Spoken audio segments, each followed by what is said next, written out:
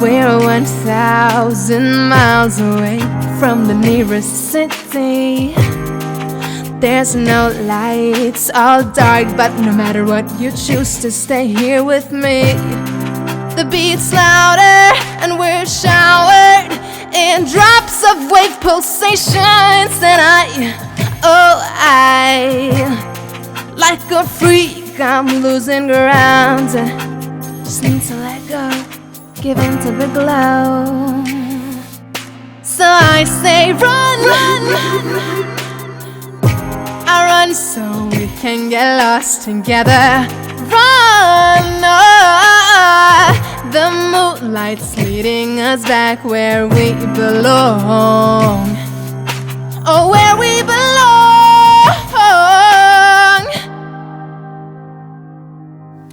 My name is Pavie Valsa. I'm a transgender woman, and this is my story.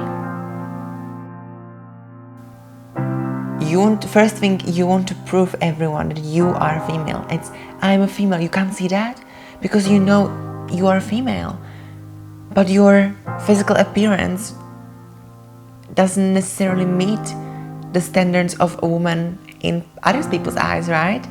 That's the reason why trans women want to be as feminine as possible, to prove so they don't get misgendered, they get the pronouns right, they feel safe, they can go to the right bathroom without fear, they can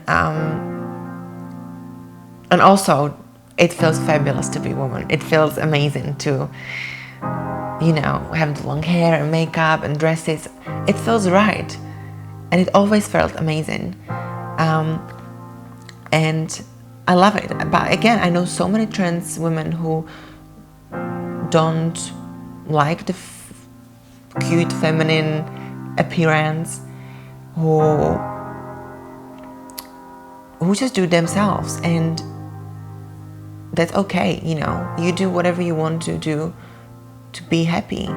And if you are a trans woman that doesn't meet the society feminine standards, and you kind of just someone in between in the society's eyes, it can be harder for you, but if you're strong enough, you're fine. But again, if you're strong enough and you love your look and you love your appearance, and if that's what makes you happy, perfect. Personally, I don't like the stereotypes. I don't believe that if you're female, you have to shave your legs and armpits because the society tells you so. If it doesn't make you happy, and if you feel sexy with hairy legs, cool, do it. Good on you. Like, that's cool. Even if you're trans and you wanna have typical male features that society tells you is wrong, you do you. People say it's easy to kind of blend in if you are. It's a term called passable in terms community. If you pass as a cisgender woman, right? So no one in the streets can tell, from your appearance, from your voice, blah blah blah.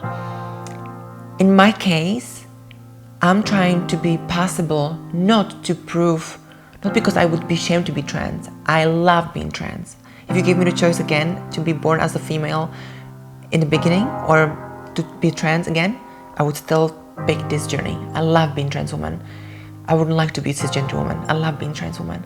But I'm doing this, I'm trying to be as feminine as possible to feel safe.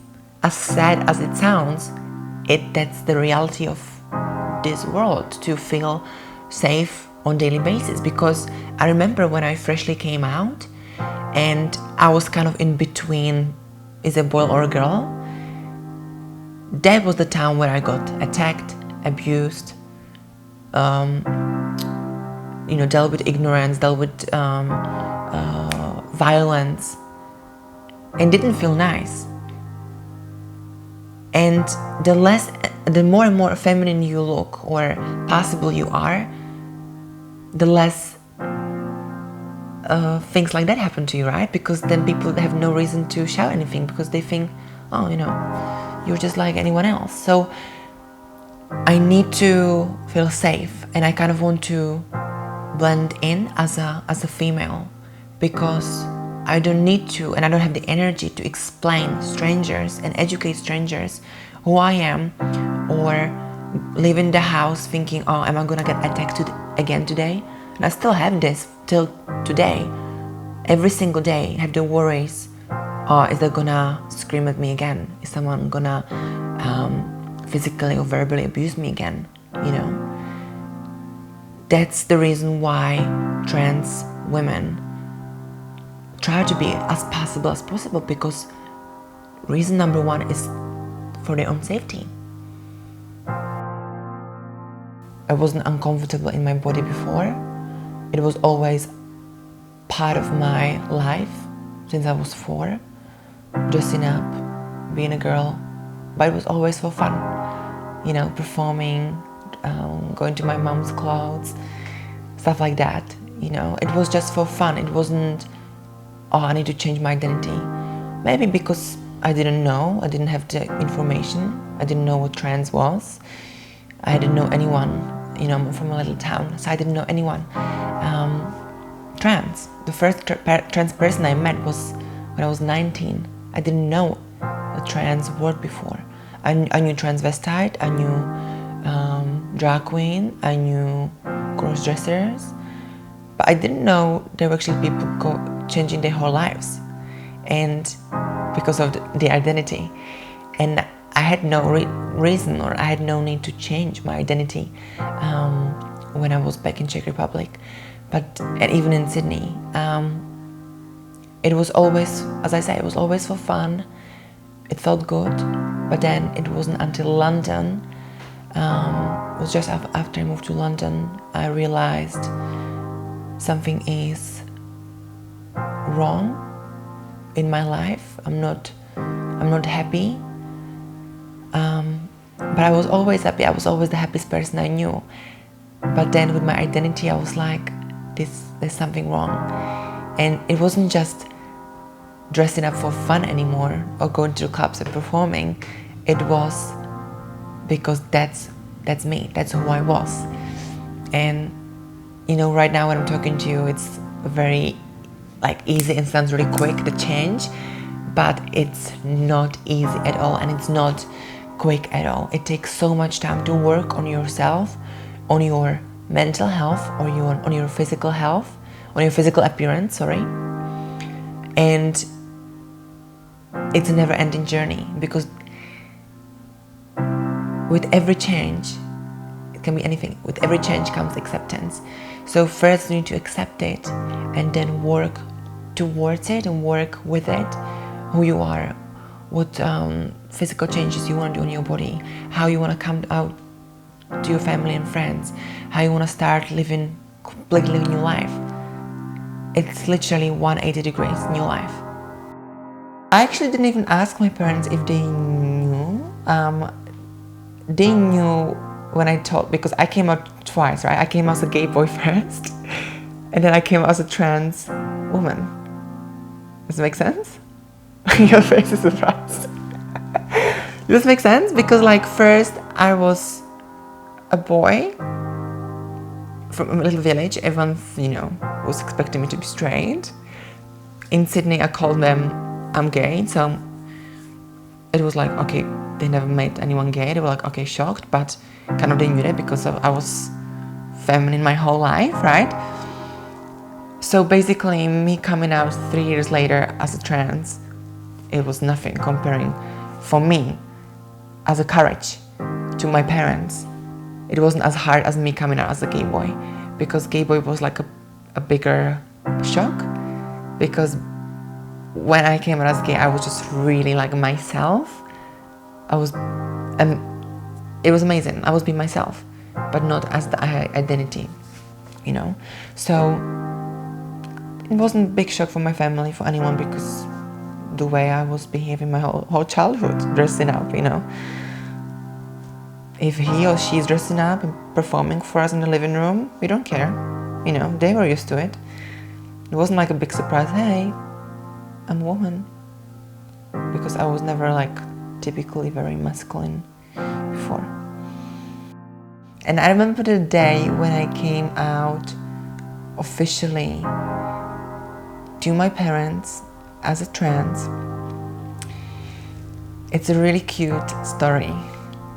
I was, one thing you should know is that when my mom was pregnant with me, she was expecting a girl for 9 months. My name was supposed to be Mary.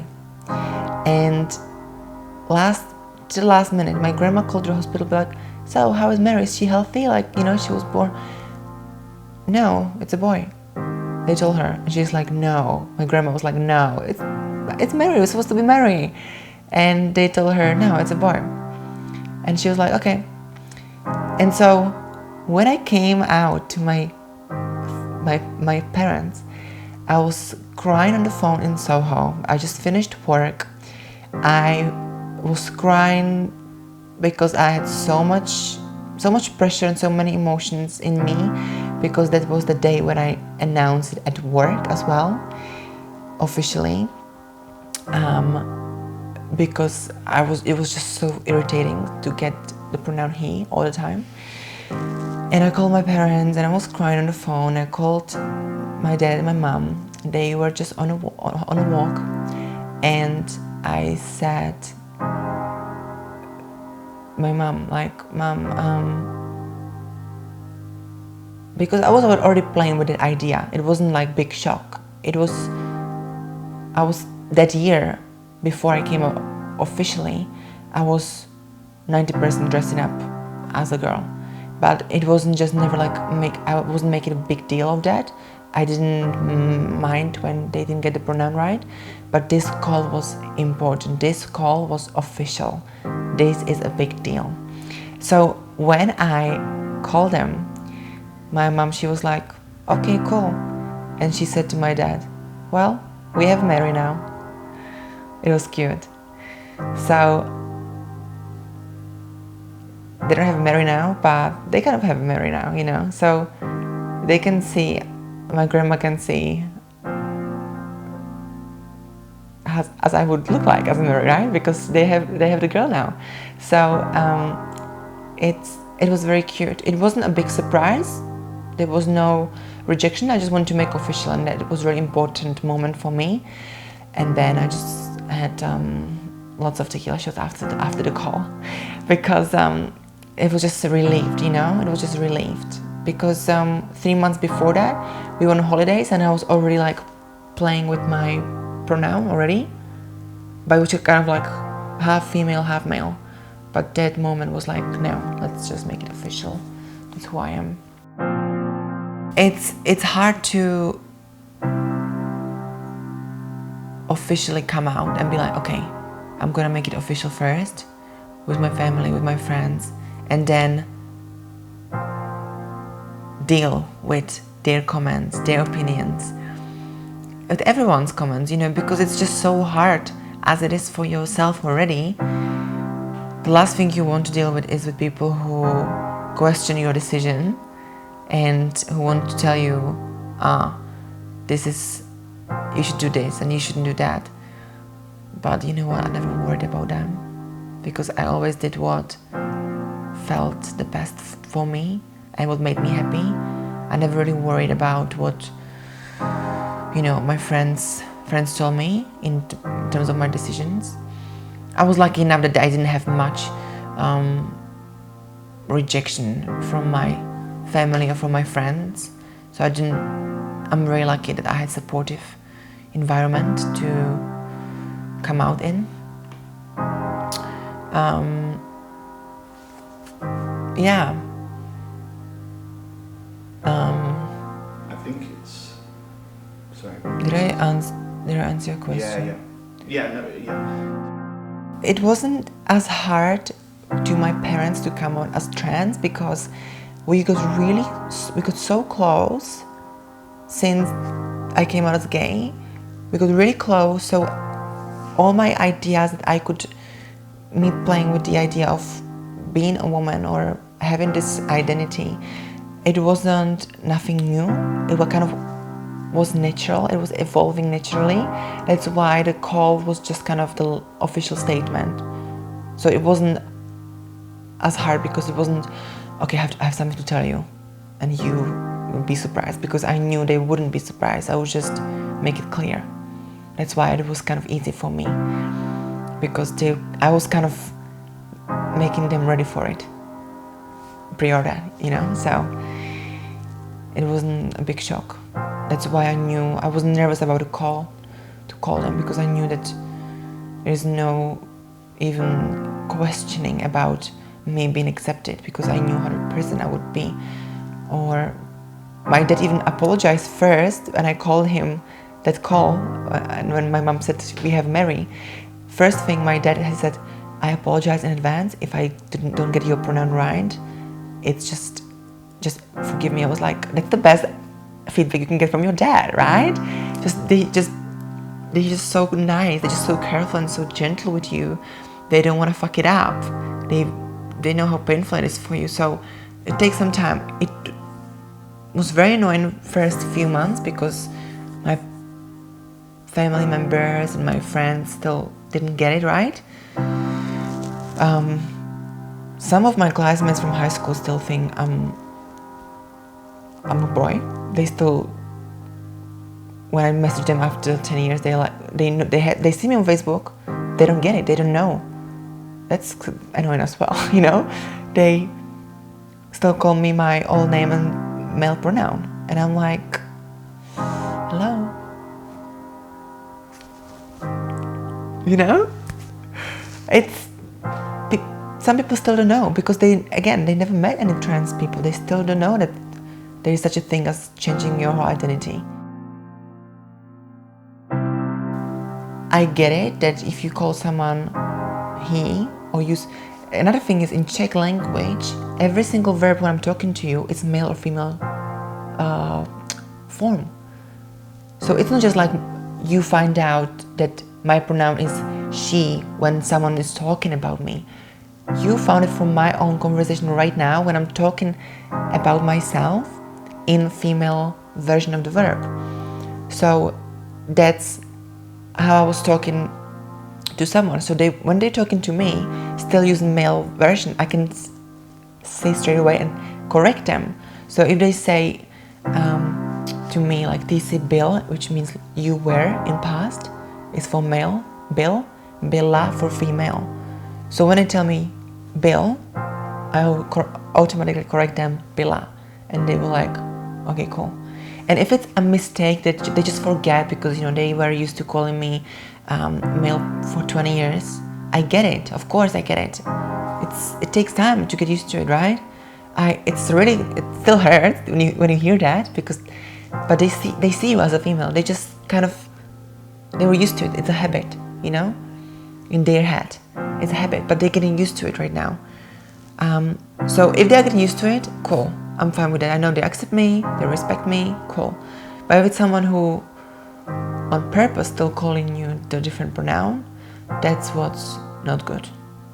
And there's only one person in my family that does that. That's just my grandma. She didn't approve that. She didn't respect me. She didn't. Yeah, she's just like, God made you male. You're gonna be male forever. You're never gonna be female. And every single time I correct her, she corrects me back. Like she fights. Like she's aggressive. Like, no, you are male. I was there a month ago, and she looked at me. She stroked my hair. She was like, "Oh, you're my little boy, darling." A month ago. She loves me, but I can't be with her company because she really hurts me. She hurts me to the point I have nightmares about her once a week.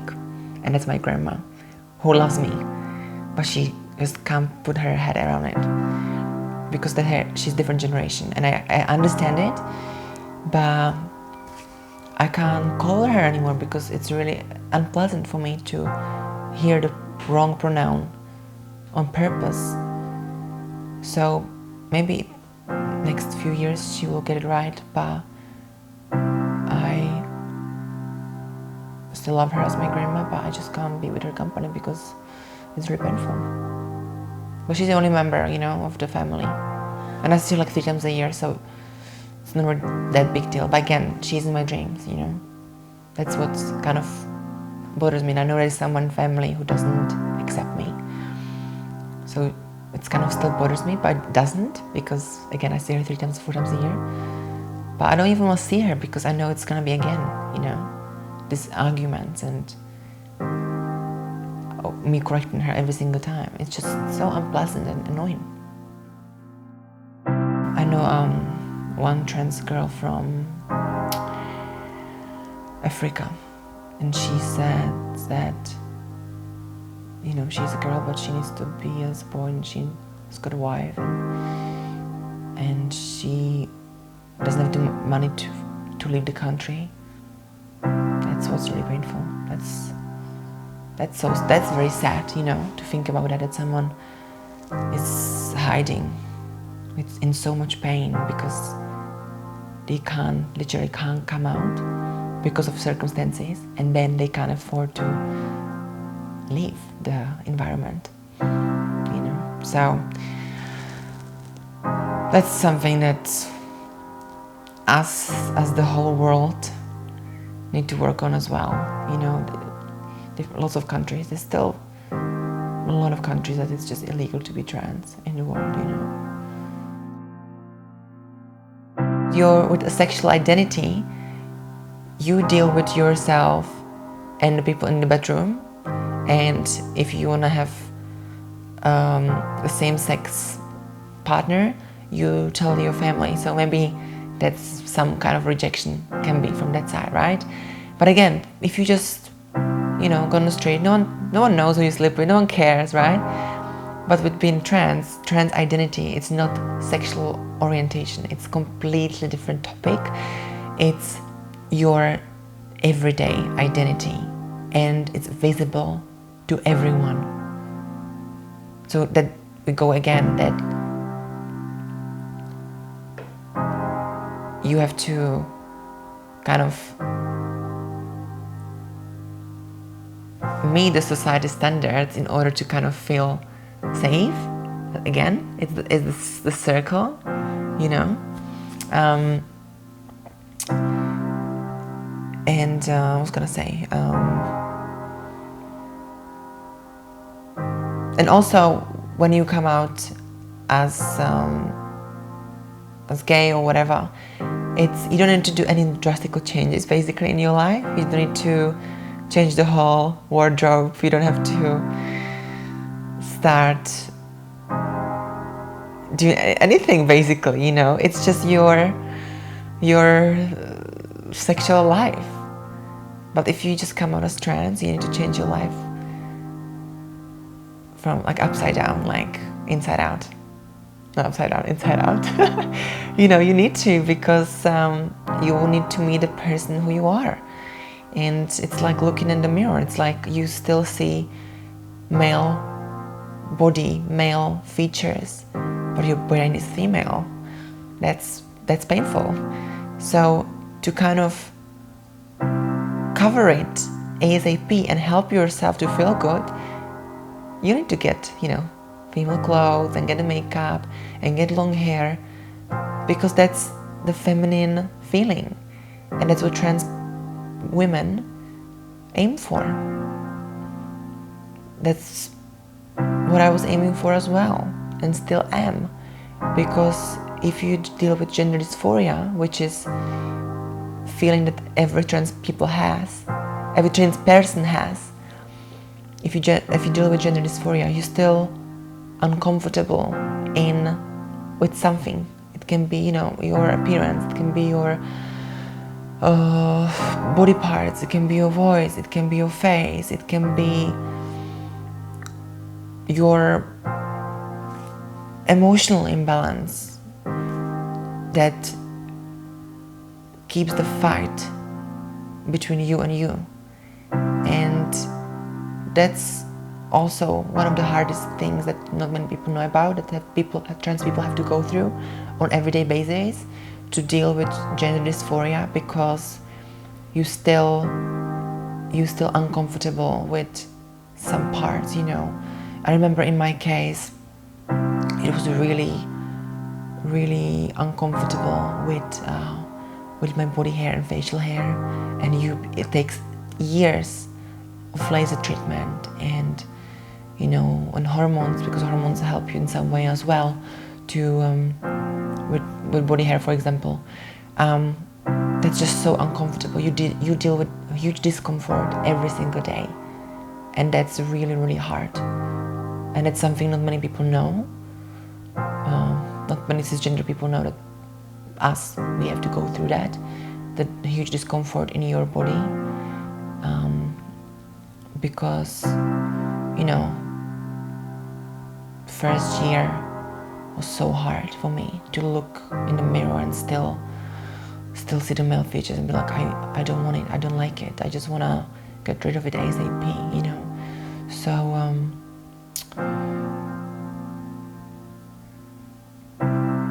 takes time to change and to meet the woman you want to be, and be the woman you want to become. Right now, I would say 99% I'm really happy with myself. Still lots of things that I need to work on, I need to change, but it's not as uncomfortable as it was like 2 years ago, 3 years ago, with the discomfort in my body, because hormones really, really help me, because the face and the body changes you get, it's amazing. And you know, you don't need any makeup or any clothes to look feminine anymore, because you are already, and that makes me really happy that I don't need to spend a lot of time to feminize myself to be happy and get where I want to get, because the hormones and the right treatment helped me so much already. So you feel naturally feminine, which I wanted to. That's what I wanted to do. I want to become. So it feels great now. You know, it's after some time. Yeah, but again, I never my look when I was teenage never bothered me. You know, I was happy in my body. You know, I was doing bodybuilding as a man. You know, before. Let's pull the wire. It's. Keep it. That's actually yeah. Bring it all the way around, or you can actually, yeah. Is it better? Much better, yeah. Yeah. What do you mean you're doing bodybuilding? I did bodybuilding. Like, I want to look like a male body. I wanted to have male body, like male model. And now when I look back, it's like, wow, it's crazy. You know, I just wanted to. It's crazy. It's crazy, right? Like, if you think about it right now, it's like I wanted to have like beautiful male model body, and there was no point I would be uncomfortable in my body, you know. But then it got to the point where like I don't like my male body anymore, you know. Then it got serious.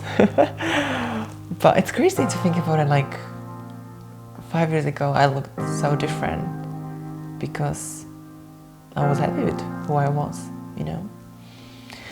Some people don't realize till they are 40, 50, you know, we all have our own timing. In my case, it happened when I was 21 to come out, you know. But it can be people who are at 9, they know already. So what was happening sort of, say 17, 18 up to 21, then that sort of middle ground period? Mm. I mean, were you pretty much, you knew your identity then? When you say you're coming out, do you mean publicly at that age? Yeah, or you knew much earlier? 21, talking 21, I came out as trans, 22 even. Like publicly, you know, my pronoun, I'm a woman. Here I am, I'm a woman.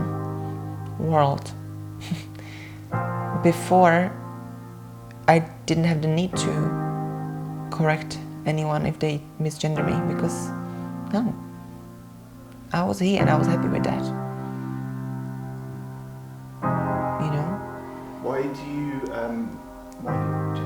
Can you elaborate on the comment you said earlier about if you could do it all again, you would just have the same sort of trans journey? Yeah.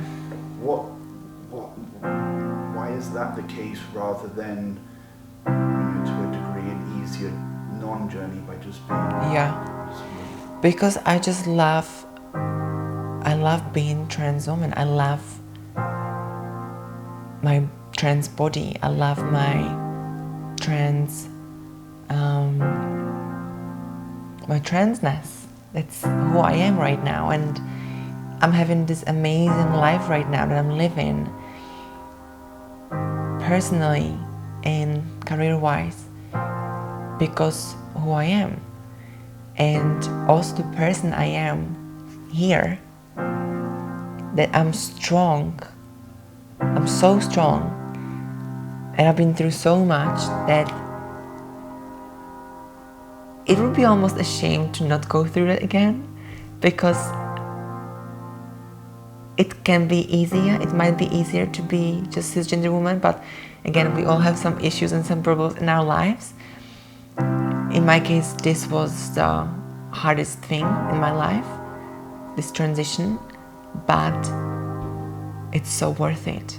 And I'm really grateful I'm trans, because my life's been amazing. There's no regrets. There's no point I would be like, oh, I wish I was a girl back 14. I wish I was born as a girl, because my life's been amazing as it is.